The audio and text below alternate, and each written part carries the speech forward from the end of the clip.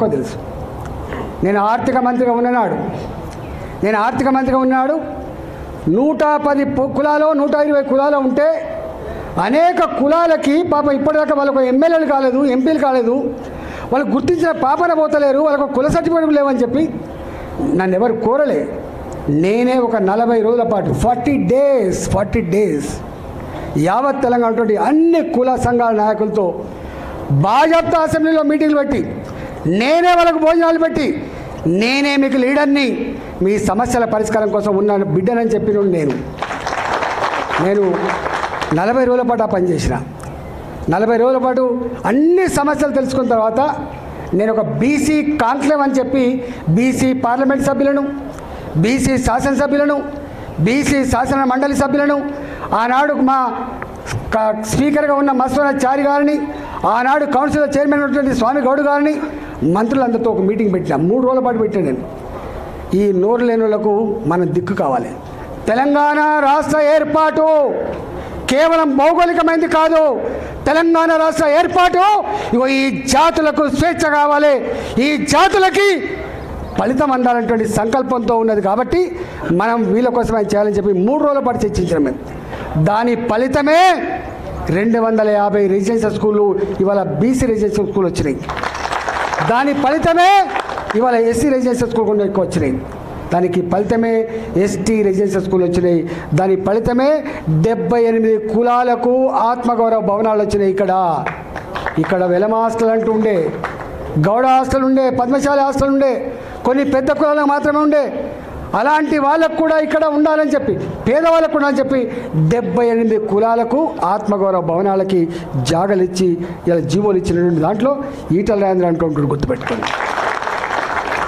ఈటల రాజేంద్ర చరిత్ర గది ఈటల రాజేంద్ర గారు ఎన్నడూ నా వార్త పేపర్లో వస్తుందా రాదా నా వార్త టీవీలో వస్తుందా రాదా నాకు ఈ సోషల్ మీడియా అంటే ఎందుకు తెలియదు నాకు నేను ఇప్పుడు చూడండి నేను దానికి అడిక్ట్ అయినోడు ఏమైపోతున్నాడు కదా కానీ వాటిని చూసుకోవడం కాదు ఈ సోషల్ మీడియా గివిటి చూసి మురిస్తోని అంతకంటే కూడా కాదు ఇవాళ మళ్ళీ చెప్తున్నా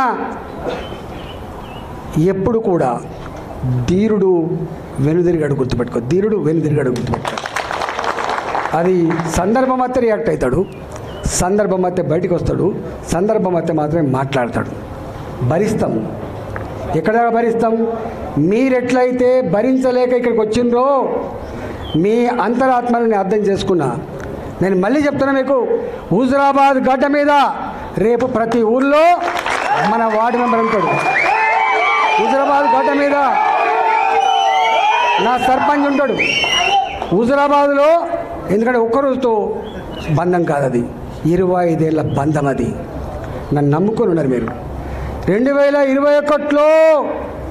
గన్ని 100 కోట్ల రూపాయల ప్రలోభాన్ని అడ్డుకొని అన్న కోసం నిలబడ్డోళ్ళు మీరు మిమ్మల్ని నేను చాలాసార్లు చెప్తా కాళ్ళు కడిగి నెత్తిలో పోసుకున్న హుజురాబాద్ ప్రజలు రుణం తీసుకోవాలని చెప్పి స్టేట్మెంట్ ఇచ్చాను నేను ఆ ప్రజల మీద సంపూర్ణమైన నమ్మకం ఉన్నోడు నేను ఆ ప్రజల మీద సంపూర్ణమైన విశ్వాసం ఉన్నవాడిని కాబట్టి మీరు నిజంగానే ఇవాళ ప్రజలు బాధపడుతుంటారు కాబట్టి నాకు ఇక్కడ పని ఉన్నమాట వాస్తవం కానీ తప్పకుండా ఇక్కడ నాకేం ఎలక్షన్ లేవు లోకల్ బాడీ ఎలక్షన్స్ నాకున్న లోకల్ బాడీ ఎలక్షన్సే హుజురాబాద్ ఎన్నికలు గుర్తుపెట్టాను